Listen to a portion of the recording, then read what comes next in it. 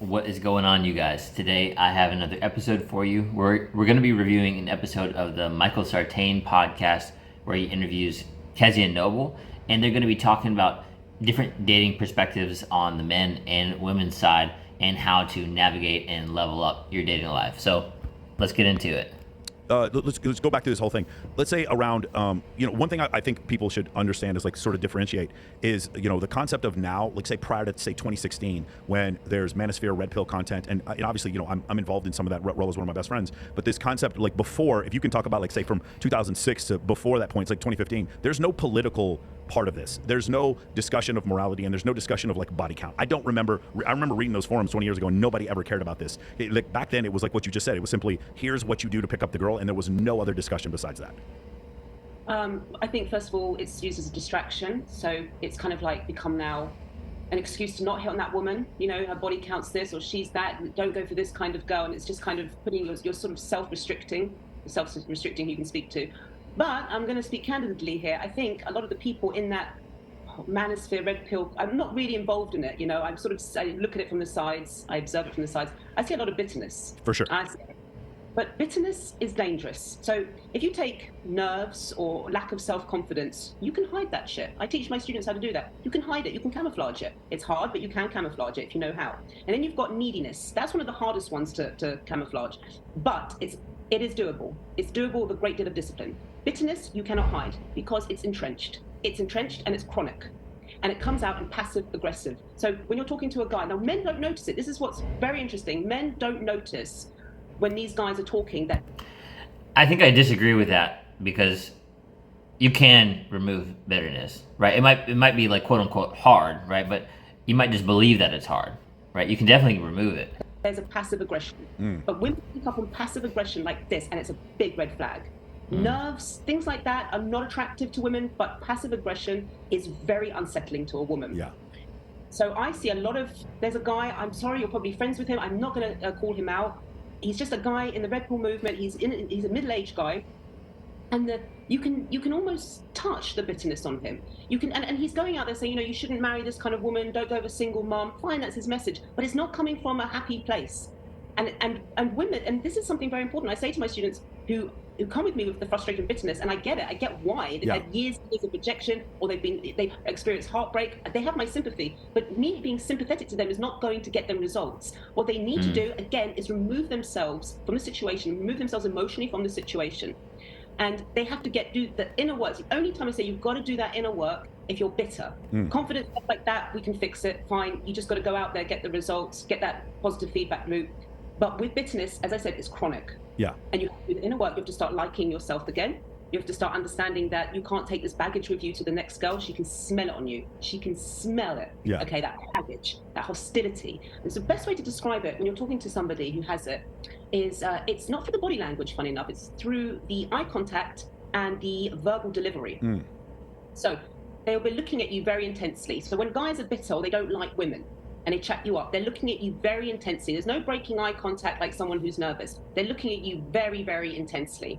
And their verbal delivery it's almost like you're being told off, okay? It's kind of delivered in a confident way, but it almost feels like the woman's being told off and she doesn't know, why am I being told off? Something's off about this guy's vibe. So what happens is then the guy walks away from that interaction. He's like, you know what? I was giving her my full eye contact. That was on point. That's not the problem. And my, vocal delivery was quite masculine. So that's not the problem. So it must be her fucking problem. She's a bitch. And that's how it all starts. It starts going into that it's that circle. It's that circle. Yeah. And I see that in the red pill movement. I feel like they're using their platforms to purge their pain, to purge it and to, sort of connect with other people's pain. It's very clever. I mean, it's a clever thing to do, isn't it? I feel the pain. I've been through it too. And they are the enemy and we're the good people and everything's black and white and everyone go to sleep and be happy.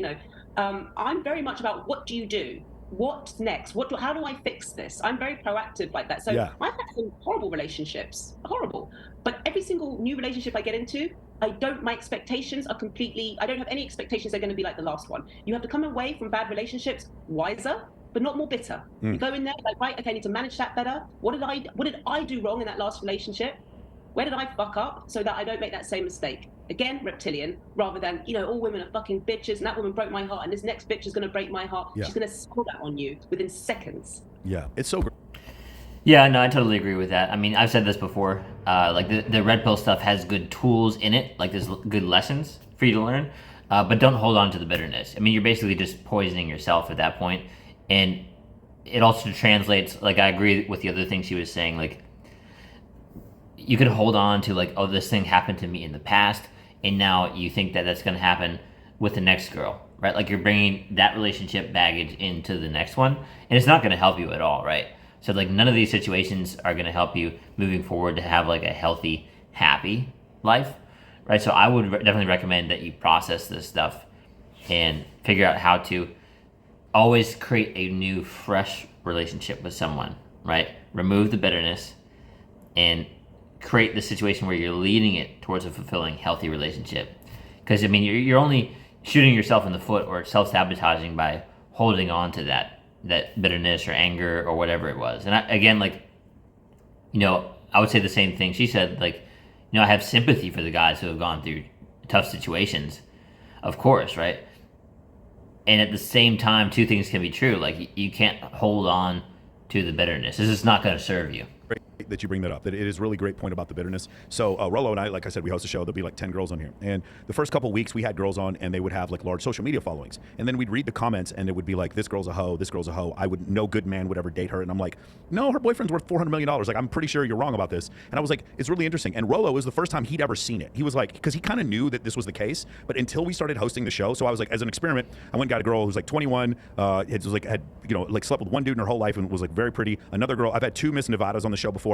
And I just wanted to see what their reaction was. And it's the same thing. These girls are hoes. They're low status. These are going to be terrible mothers. And I was like, dude, I don't remember in 2006 anyone ever saying this shit. Like, I don't remember. The criticism used to be, she's not hot enough. I can maybe see that. The criticism is now, she's not good enough for me. And I'm like, bro, you are commenting on a YouTube video at 11 p.m. at night. Bro, what are you doing? Your username is like Mr. Big Stuff 46382 and you don't have a fucking avatar and you're telling me that this girl isn't good enough for you. And it's just like, the level of cope is just outrageous whenever I see this kind of stuff. And so it got to the point where, like, again, what you'll find is that a lot of red pill content creators totally agree with you. The men that are bitter in the space, they don't help it. I love David Duchovny and was a show. And by the way, it doesn't help you to be like the person that he's describing, right? Like there's a lot of like booger brains sort of like watching this stuff as like a self-soothing mechanism, right? Like, their brains like kind of like oozing out the side of their ear. It's like a girl, like a zombie on social media or watching the Kardashians or whatever. It's like the male equivalent, right? Like they're essentially getting this validation by saying like, oh, she's a hoe, blah, blah, blah. Or like, watching, one of those podcasts, where it's like, they get this validation like, oh yeah, that's why, it's okay that it hasn't been working out for me. Like I'm single and this is the reason why. It's their fault, right? You can see what's happening, right? It's like the bitterness, and sometimes those guys haven't even had any success with women at all, which is even sadder because, like, you need to learn to love women, like, whether they're, in like a friendly relationship or being able to have actual like dating, fulfilling relationships with them, romantic, whatever. Like, you need to get to the place where you love women as well, just as much as you love your guy friends, right? Like, it's like, you have to have that healthy balance.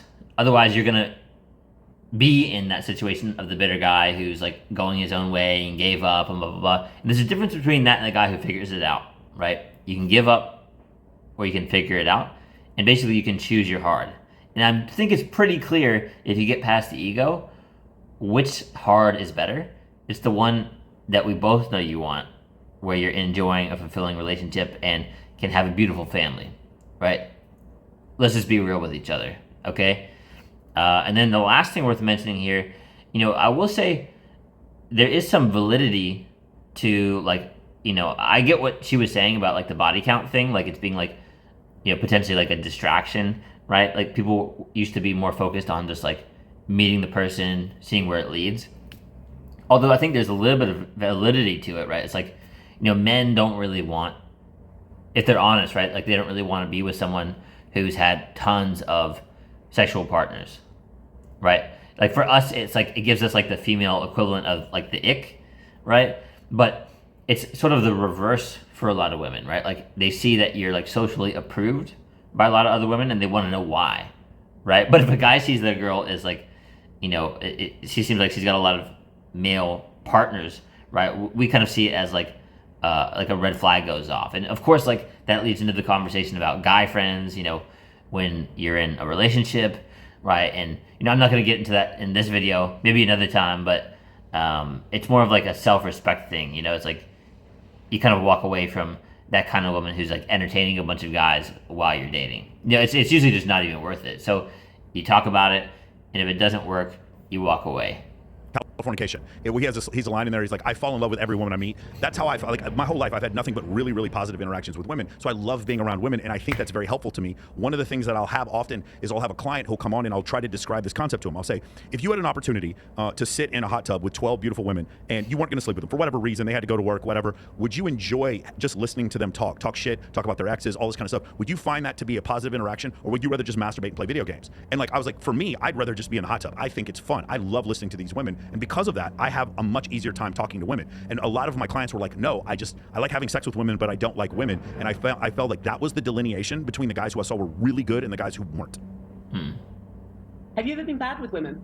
Oh yeah, probably in my early 20s, I was pretty bad. I think the thing that kind of made it, oh yeah, definitely. I would say I tried way too much in college. I think the thing that did it for me, my come to Jesus moment, was when I started managing a strip club, and I just started seeing these girls who, at the time, remember this is 1999, the most beautiful women I'd seen in my life at that point, and I consistently watched them say one thing and do another, like tolerate domestic abuse, all kinds of crazy stuff. And then like all of a sudden, the one that I didn't pay any attention to became outrageously attracted to me.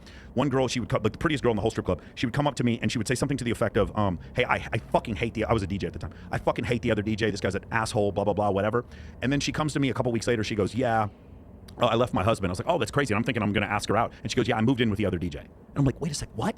It was like, there was these moments where I was like, something is broken. Something Disney, the church, and my mom is telling me isn't real, but I didn't need to have bitterness towards it. And it wasn't honestly until I got into evolutionary psychology and I started realizing women have the necessity to be pickier than men because women have more parental investment than men do, and men are more interested in casual sex because it allows them a higher probability of passing on their genetics. Once you understood that this is like hominid evolution, then it's like the hate goes away. You just understand this is what natural selection, these were survival proclivities that we had that aided us in survival, because there used to be 10, 20, 30,000 humans on the planet, and one misstep, you would wipe out the species. There's been 15 other species of hominids on this planet, and all of them are dead. Homo habilis, Homo erectus, Homo neanderthalis. There was this one species, Homo sapiens, that figured out how to work together in groups and figured out how to like protect themselves from other predators. And in doing so, those added traits caused them to survive and have, now there's 8 billion of us on the planet, and the rest of them are extinct. And so whatever these proclivities are, they must have aided in our survival at some point. How can you hate that? Yeah, well, I think the one thing is a good point. I mean, he said a lot of good stuff there, especially keeping the evolutionary psychology part in mind. When it comes to dating, right, it completely removes the bitterness because you start to understand why someone's doing something, even subconsciously. Like, they might not even be fully aware of why they're doing those actions, but it's all because of the evolutionary psychology. And on top of that, I like that he said, like, the Disney mentality. Like you would think that, that would be more of like a woman problem, but a lot of guys, funny enough, are really naive when it comes to dating a woman, right? Like, they've got like this Disney fantasy, like, oh, the right one's just gonna show up one day. It hasn't been working, but they keep doing the same thing over and over and not getting the result they want, which is, by the way, the definition of crazy or insanity. It's doing that same thing over and over and expecting a different result, right? So something you're doing isn't working. So the Disney mentality is not going to help you. So just keep that in mind. But you know what? I'm glad you didn't get bitter about that. But you see how, like, some guys, they can get bitter from For sure. that experience? Absolutely, yeah. It's a downward spiral. It feeds because what happens is they start talking to women and they want it. They sort of almost like, yeah, you know what? She's going to reject me. I know this she's going to reject me. That is the sub communication that's going on. But women are really good at picking that up. So all my female friends that watch kind of like red pill content, they're just like, these guys are losers. They'll literally say, not because they're losers in terms of how they look or how they dress, just like they obviously are in terrible pain. They're like wounded animals. They need fucking help. Men who, see, this is one thing, okay, this is going to be a bit controversial, but why do you think so many women go for these woke kind of guys? That wokey kind of liberal guy, yes. And he's got that kind of artistic look, because he fucking loves women. He's not bitter. He might have other flaws, but he's not bitter. He loves women. He does like women. And that is going to always be more attractive than some angry man who's just angry with life and angry with women. I'm using two extremes here, but that extreme, the other extreme, that wokey kind of liberal arty guy, he's still going to get laid. There's more chance of him getting laid. That needs to... that needs to register in these guys' head who are listening to these guys. For sure. Can you talk, because we kind of skipped over this, can you talk about how Instagram changed things? Like now it was like this one weird thing where you could like stunt on another guy, you could show you had more than another dude, or that women would have more followers than other people, and you started to see almost like the status hierarchy that happened on there. And there was, again, I'll just use the example of Dan Bilzerian, because he's a friend of mine. He started getting disproportionately high numbers of women coming after him, and he was doing less and less. He was showing less and less effort. And I'm just curious, like, did that change have an effect in the dating market? Let me see if I can back up and say this. What I've seen from Instagram specifically is that it helped a small group of men get a ton of access to women, and a large group of men have a lot more difficulty, and that it also took a lot of women out of IRL situations, whereas before they'd get validation from showing up in their new dress or pulling up in a nice car to a club. That didn't exist anymore. They didn't need to do that. They could get their validation through social media, and so that changed the dating market. Is that what you've seen? Yes, I mean, there is a lot of women going around now who are 10s on Instagram, who are 4s even in real life, and they're getting that same amount of validation. I mean, looking on my Instagram, I'm not going to lie, I get so much validation from it. And I'm like, I can't imagine what the 25-year-old women are getting, the really, really hot ones that, post a lot more than I do. I would say to guys out there, okay, I'm going to ask you this question. What's the difference between dating apps really and Instagram, would you say? Like in terms of like when people are using Instagram to date? Yeah, so on Instagram, I'm living my life passively, and then you get to join. And the other thing is, like, when I post a story, you can see my story. I can post funny memes, and my memes can just be about my life, and I can post up-to-date things about my cats or whatever, and so I can live my life passively and generate attraction triggers with low perceived effort. But when I do it on... my question, I asked it incorrectly. Mm-hmm. So if you went on a dating app, mm-hmm. you signed up to a dating app, what would the difference be between your dating profile and your Instagram page? Would there be much? Yeah, there would be difference. I'm a little bit a bigger proponent of like showing fun times and pre-selection on Instagram than I am on dating apps. On a dating profile, you can't have this picture of you and Miss Nevada on there. You can. I wouldn't make it the first picture. I maybe like number 6 or something like that. But you could kind of convey that lifestyle that you live on a dating app, correct? You could. The problem is you're also exposed to 6 times there's 6 times as many men as women. You're just exposed to more women on Instagram than you would be on a dating app. That's the other reason why I prefer Instagram to dating app. But just going with that logic, you would still then clean up more than maybe not the 4%, but the 10%, let's say, sure. More than the 9%. So a guy that doesn't have your lifestyle, and he's on Instagram, in that case, is still fucked. Do you see what I mean? So if he's on dating profile on Instagram, he's still fucked. Well, if he has good looks or the lifestyle. For sure. There are ways to show the lifestyle, and there's also the lifestyle can be, let's go to Red Rock. Let's stand in front of, Westminster's Abbey. Like there's different things where I can show access to scarce resources. I can show competency, relevancy. There's different ways to have a good social media profile. No matter how good you are at cold approach, I think you should have a really good social media profile that shows that you're a well-rounded human being, that you have a physique where you're not overweight. Like I do think if your social media profile should be something where you work to get into better shape and go do more fun, cool things, so that you can show it on social media. I do think that's been very helpful. I can tell you personally, it's been outrageously helpful in that type of situation. And my clients, that is what I help them do. No, but you have that lifestyle. So when you meet these women, mm-hmm. It's not like they go, "Oh, I thought you had this incredible lifestyle, and actually you're just a loser." You're the genuine thing. You're sure. putting your life. Absolutely. You might be hyperbolizing some areas of it. Fair enough. Yeah. Enhancing some areas, but it's pretty much accurate. Yeah. So. For me, I know the 3 guys that I know who have the most phenomenal game on this planet. Mm-hmm.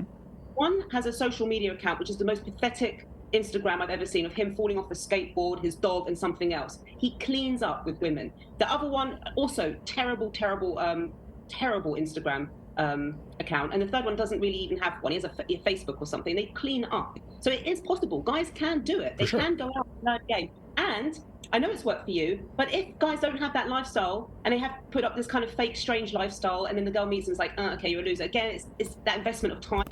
Well, yeah, 100% don't recommend that you do like the fake lifestyle. Like there's, I can't believe this, but there's dudes who like rent Lamborghinis, Bugattis, Ferraris, whatever, right?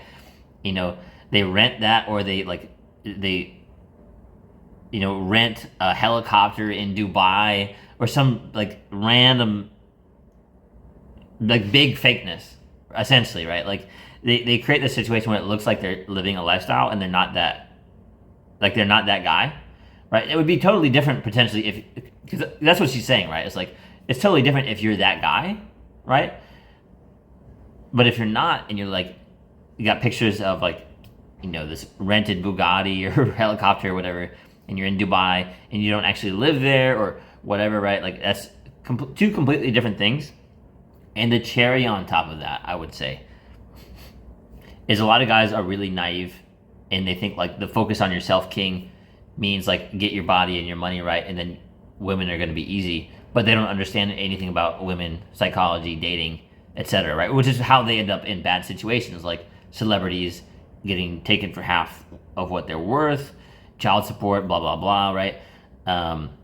Or worse, whatever. But a lot of these guys are like taking girls out on like Michelin star dates for their first dates, right? Like they're always leading with money, or like, hey, can I buy you a drink? It's like you're trying to buy her time. Do not do that, right? You never want to lead with money because you're overcompensating for your lack of character, right? Your lack of having built your whole life up, right? Because the girl's going to smell that at a certain point too, right? Like if you're overcompensating and leading with money, and this might be, some guy might be listening to this and gasping like, "Oh shit, man, that's me." But I'm just, this is coming from brotherly love, right? Just believe that, because I want you to succeed, and I want you to learn that that's not the way to do it, right? You want to get to the point where you're not leading with money, you're having deep, meaningful conversations with them, being able to flirt and banter, right? You built your whole life up. You've been consuming, like reading good books, going out on adventures, right? Like traveling the world, different things. So you're learning, and you actually have something to bring to the table, right? Rather than, can I buy you a drink?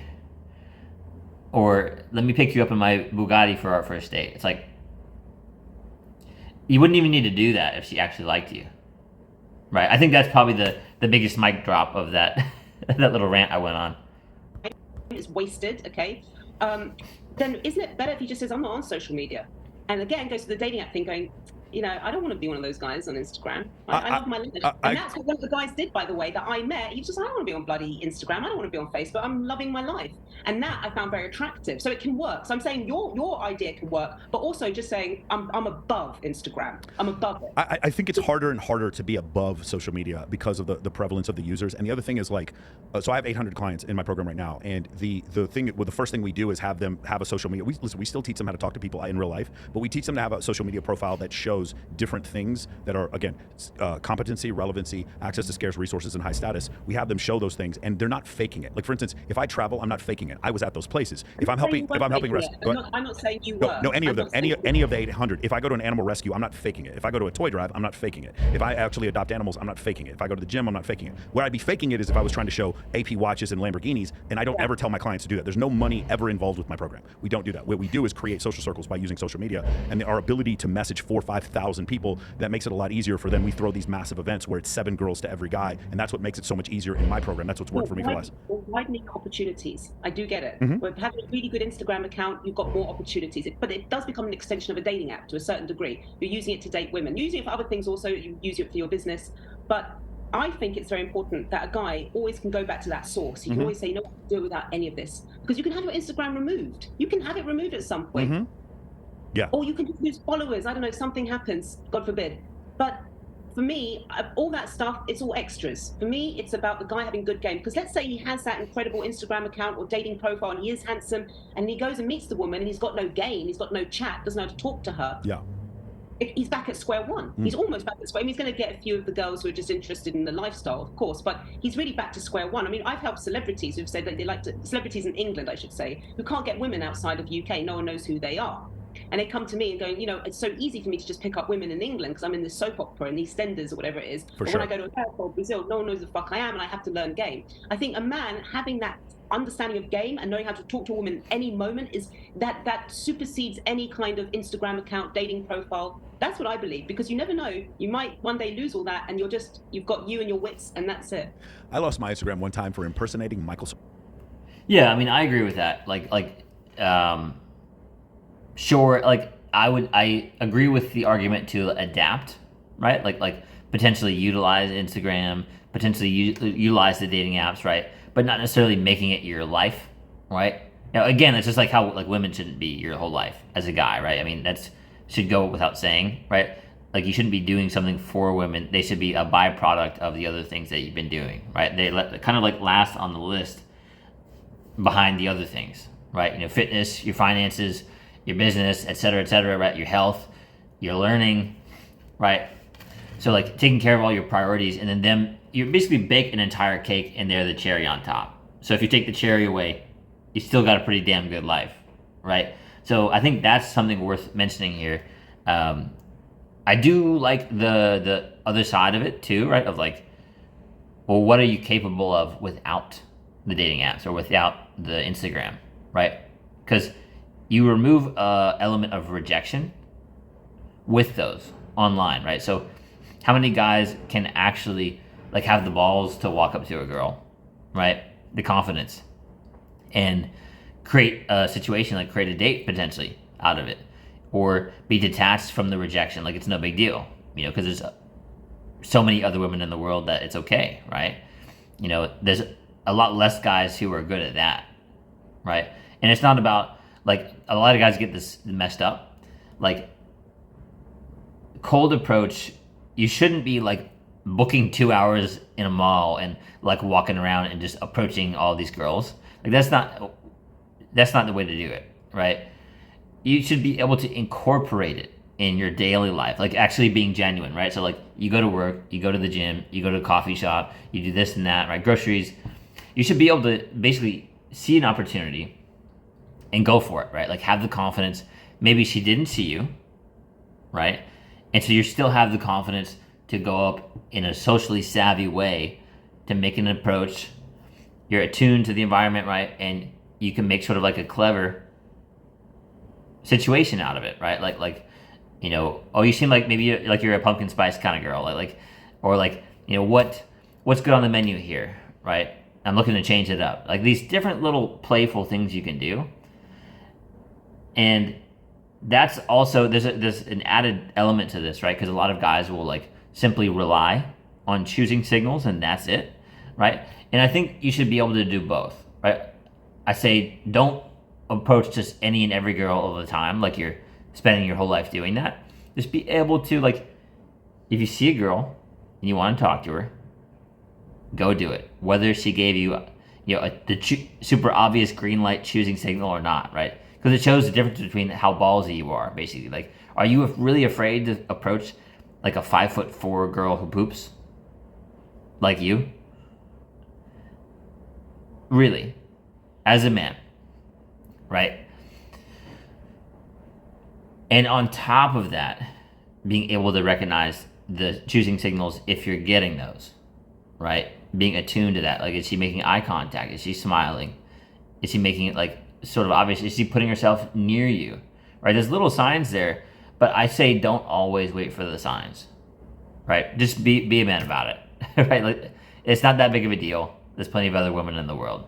So let's keep going here. Dang, swear to God. It was the craziest thing in the world. I'm like writing them. I'm like, but I'm me. It was so funny. There was all these fake accounts of me that had popped up, and they were claiming that I was fake. It was so fucking stupid. I've got them too. Yeah. I've got the fake accounts. The real Kezia Noble. It's really annoying. People like, I messaged you and you ignored me. I was like, that's not my account. It's so funny, dude.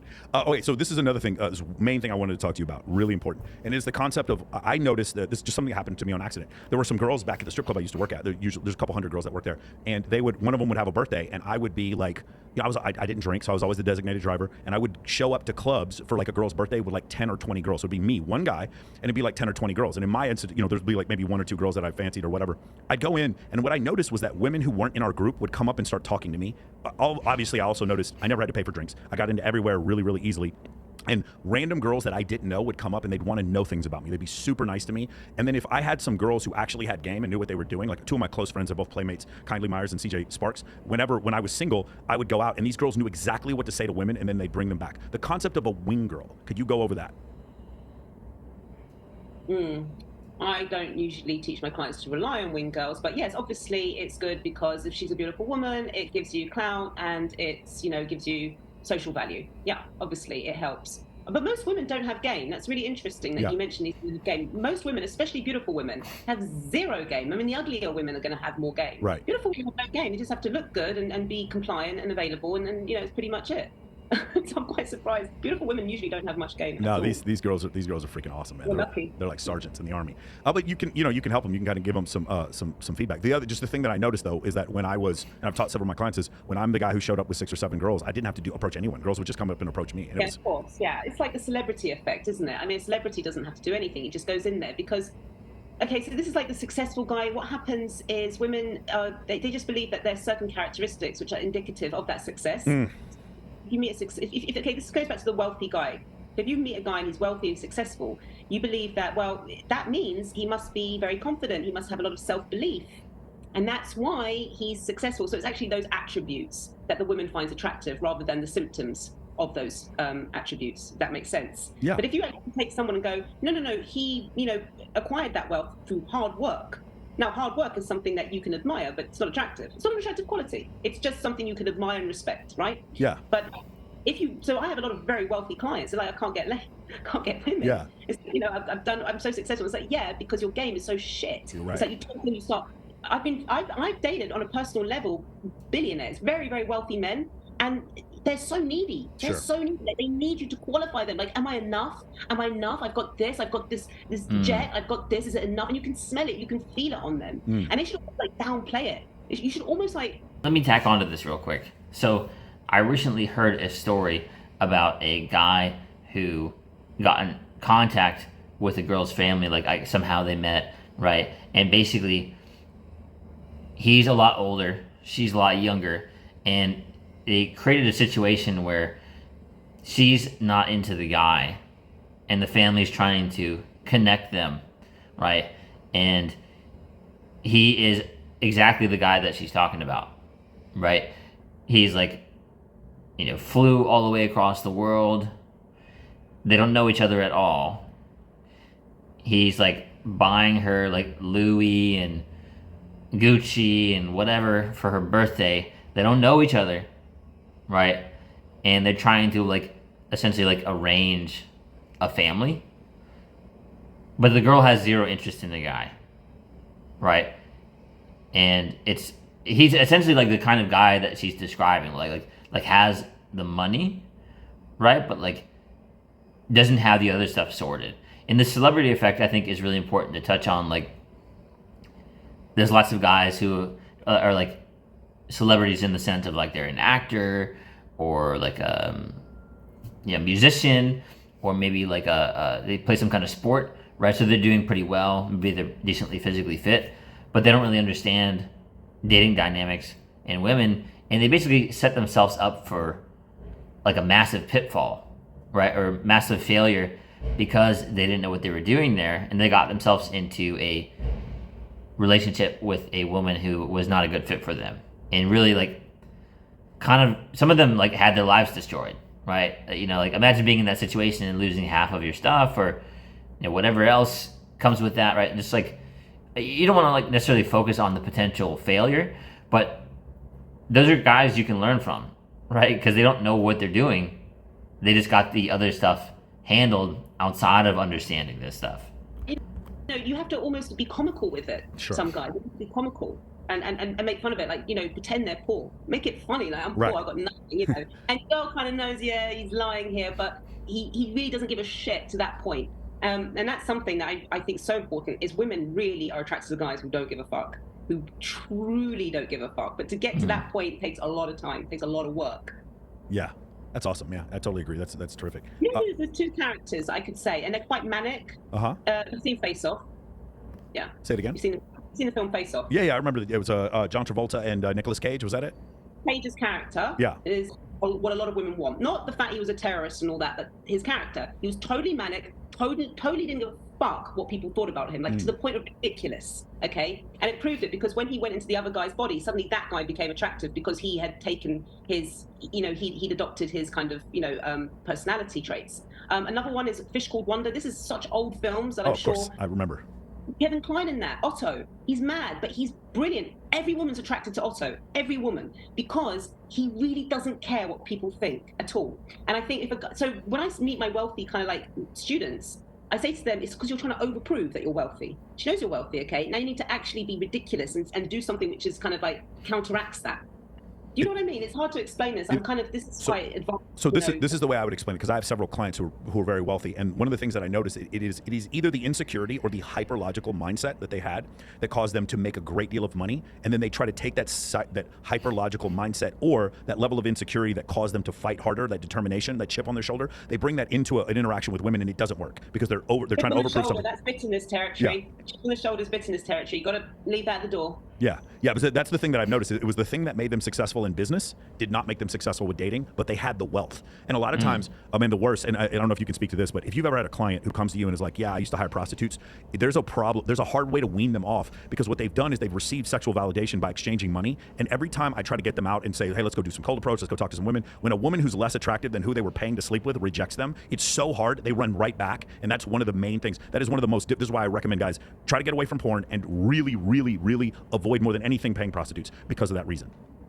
I'd say prostitutes is better than porn even. Porn's the worst. Porn is the absolute worst for guys. Just lose all their motivation to even talk to a woman. Yeah, it's crazy, man. Awesome, guys. Well, I'm going to cut it here because obviously it's been a long video already, but definitely a lot of good points in here and probably helpful for you in your current dating situations if you're trying to navigate the market. But thank you guys for watching this far. Share the video with someone that you think might benefit from one of the messages, and like, comment, subscribe. I'll see you in the next one. You got this, bro.